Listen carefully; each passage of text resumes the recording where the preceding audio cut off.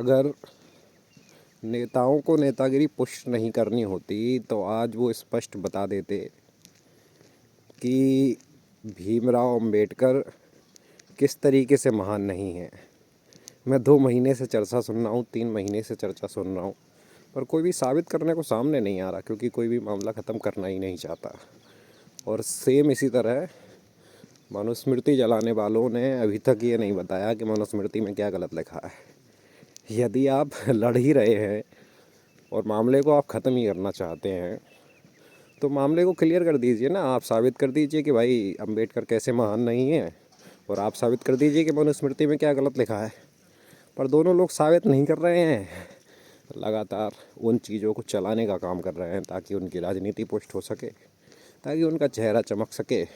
ताकि वो और लोगों को बरगला सकें, ताकि इस समाज में द्वेष उत्पन्न कर सकें, आपस में लोगों को लड़ा सकें। अगर उनका मकसद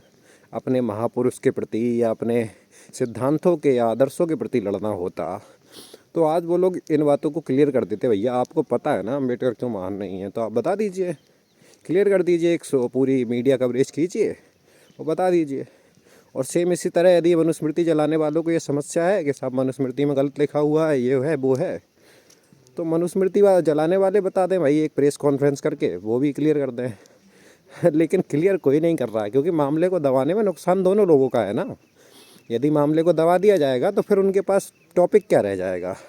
वीडियो बनाने के लिए, इन मीडिया न्यूज़ में छाए रहने के लिए।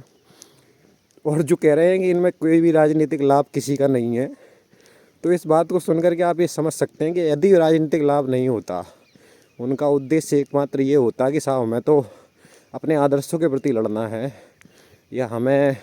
अपने महापुरुषों का सम्मान करना है तो हम उसके लिए लड़ रहे हैं, या हमें किसी को गलत जो है उसे गलत बताना है, तो आप प्रेस कॉन्फ्रेंस करके अब तक साबित कर चुके होते, आप मामले को इस तरीके से बढ़ा नहीं रहे होते। लेकिन यदि आप मामले को इस तरीके से बढ़ा रहे हैं,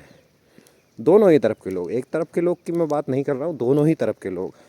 जो इस तरीके से मामले को बढ़ा रहे हैं, उनमें जो भी तथाकथित नेता हैं, जो भी तथाकथित लोग हैं, जो कह रहे हैं कि वो अपने समाज के बहुत बड़े मसीहा, बहुत बड़े महापुरुष हैं,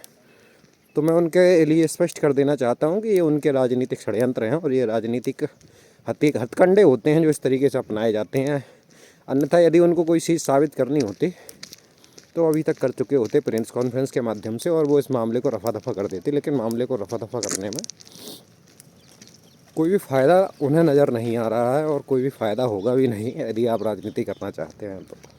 धन्यवाद, सुप्रभात।